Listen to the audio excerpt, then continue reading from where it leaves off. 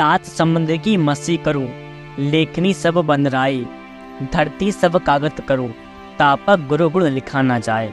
कवि साहिब कहते हैं, सातों समुद्र को स्याही बनाऊं, सारे पेड़ पौधों को कलम बनाऊं और पूरी पृथ्वी को कागज बनाऊं, फिर भी गुरु का गुणगान नहीं लिखा जा सकता। गुरु की महिमा इतनी बड़ी है कि हम 100 जन्म भी ले लें तब भी गुरु का गुणगान नहीं किया जा सकता। गुरु हमें वो युक्ति बताते हैं जिस पर हम चलकर उस प्रभु को प्राप्त कर सकते हैं। बिना गुरु के उस परमात्मा के दर्शन करना असंभव है।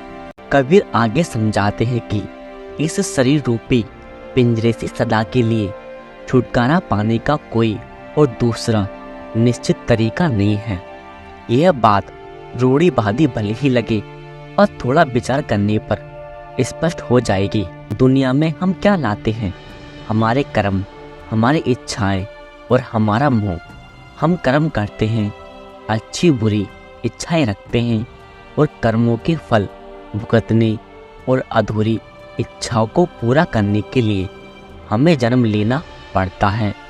नेक और धार्मिक कर्म भी हमें मुक्ति नहीं दिला सकते, उनका फल हमें इस लोक या ऊपरी लोकों में मिलता है। लेकिन जब हमारे नेक कर्मों के फल समाप्त हो जाते हैं तब हमें वापस नीचे आना पड़ता है।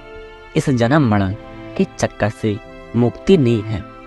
हर मौत के बाद हमें धर्मराय को हिसाब देना पड़ता है और आत्मा को नया शरीर धारण करना पड़ता है। मृत्यु आने पर हम एक शरीर से छुटकारा पाकर अपने कर्मों और इच्छाओं के अनुसार दूसरे शरीर में प्रवेश करते हैं। जिस शरीर में हम रहते हैं वह परमात्मा का मंदिर भी है। मनुष्य शरीर ब्रह्मांड का छोटा प्रतिरूप है। इसके अंदर सचखंड या सतदेश तक सारे रूहानी मंडल हैं जहाँ परमात्मा का निवास है, लेकिन हमें इसका ज्ञान नहीं है। संत महात्मा हमें इस घर के अंदर उस घर का रास्ता दिखाते हैं और केवल उस राह की शुरुआत ही नहीं बल्कि उस पवित्र से पवित्र स्थान तक पहुंचने में हमारी मार्गदर्शक और मार्गरक्षक होते हैं। हमारा रूहानी सफ़र पैरों के तलुओं से शुरू होकर सिर की चोटी तक पूरा होता है।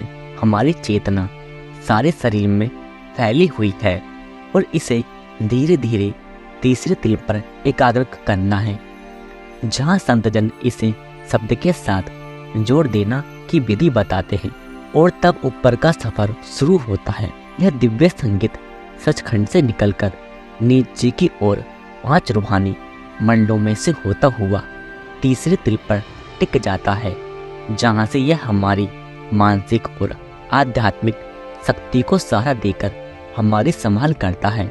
यह दिव्य संगीत मन और माया के पार से आता है और अगर हम अपनी चेतना को इससे जोड़ दें तो यह हमें भी मन और माया के पार ले जाता है।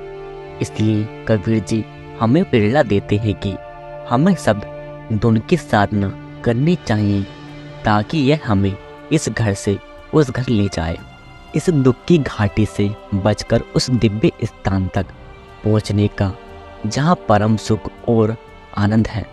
केवल यही एक रास्ता है, शब्द साधन है और सतगुरु मार्गदर्शक है। मालिक की असीम दया की धार हमारा सतगुरु के संपर्क में आ जाना संभव कर देती है।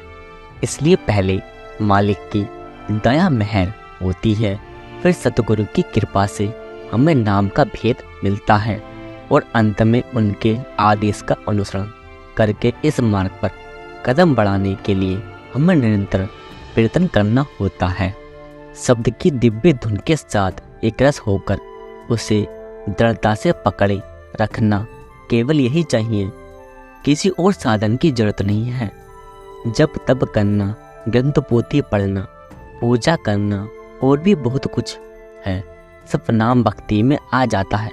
हाथी के पाप में सबका पाप। जब मालिक के नाम का जाप या सिमरन हमेशा हमारे मन में रहता है तब इससे बड़ा जाप और कौन सा हो सकता है। जब हम बिना किसी शर्त के अपने आप को मालिक की मुझ में रखकर अच्छे बुरे सुख दुख जो भी हो मालिक की इच्छा समझकर खुशी से स्वीकार करते हैं, उसके भाड़े में रहने की कोशिश करते हैं। इससे बड़ा तप कौन सा हो सकता है। जब संत सतगुरु के नूरी स्वरूप को हमेशा साथ लेकर घूमते हैं, इससे पवित्र पूजा और क्या हो सकती है। दिन रात जब हमारा ध्यान अंदर शब्द में लगा रहता है, इससे और उत्तम पाठ क्या हो सकता है। जब शब्द अभ्यास करके वैराग्य पैदा हो जाता है, तो इससे बड़ा त्याग और क्या हो सकता है। लेकिन गुलाब बिना कांटे के नहीं होता, और कांटा है।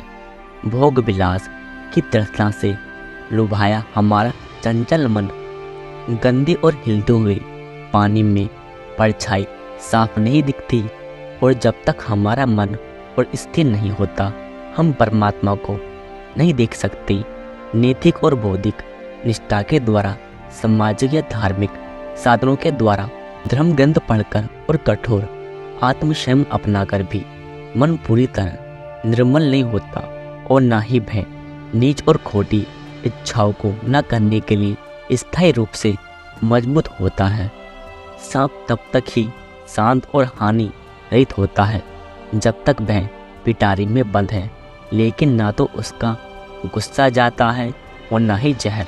पिटारी का ढक्कन अगर किसी समय खुला रह जाए, सांप बाहर आकर डंक जरूर मारेगा, लेकिन यदि उसकी जहर की थैली ही निकाल दी जाए तो सांप नुकसान नहीं पहुंचा सकता। जिन अभ्यासों का जिक्र किया गया है, इनसे मन को कुछ हद तक वश में भले ही कर ले, परंतु उसके इंद्रियों के सुखों की ओर झुकाव का असल में दमन नहीं कर सकते। ये तो मानो सांप को सिर्फ रोका गया है, परंतु मारा नहीं गया है। संतजन मन की स्वाभाविक प्रकृति की जानकारी के आधार पर इस कठिन समस्या को हल करते हैं। मन की चंचलता पर तभी रोक लगती है जब यह दुनिया के सुखों से ऊंचा सुख यानी परम आनंद प्राप्त करता है, क्योंकि मन का मूल स्रोत एक त्रिकोटि है। उसका एक वस्तु से दूसरी वस्तु पर मंडराना ऐसा लगता है जैसे यह अपनी वही पुरानी परम आनंद और खुशी की अवस्था को ढूंढ रहा है। इसका आनंद यह पहले ले चुका है और अब इसे इंद्रियों का गुलाम बनकर उसे खो दिया है। कबीर जी ने हमारे सामने संत मत का सार रख दिया है और परमात्मा से मिलाप का अचूक और निश्चित मार्ग बता दिया है। अब यह हम पर निर्भर करता है कि इसे मानकर इस पर अमल करें। अंत में इस बात पर ध्यान देना चाहिए कि इस विषय में अलग अलग प्रयोग करते रहना कोई उचित कार्य नहीं है। हमें दूसरों के तजर्बे का फायदा उठाना चाहिए। दुनिया ने इतनी तरक्की कभी ना की होती अगर हर एक इंसान ने हर विज्ञान के लिए सारे प्रयोग शुरू से फिर से करने की जिद की होती और अपने से पहले आने वाले लोगों के साबित किए हुए नतीजों को मान्यता ना दी होती। हर बार मनुष्य को जन्म नहीं मिलता और ना ही हर बार पूरे गुरु की संगति मिलना संभव होता है। मनुष्य जन्म और सतगुरु की संगति पिछले जन्मों के पुण्य कर्मों के फलस्वरूप मिलते हैं। इसलिए हमें इस मौके का पूरा फायदा उठाकर नाम भक्ति सूरत शब्द योग यानी आत्मा के शब्द से समा जाने का अभ्यास करके जन्म और मरण के चक्कर से मुक्ति प्राप्त करनी चाहिए।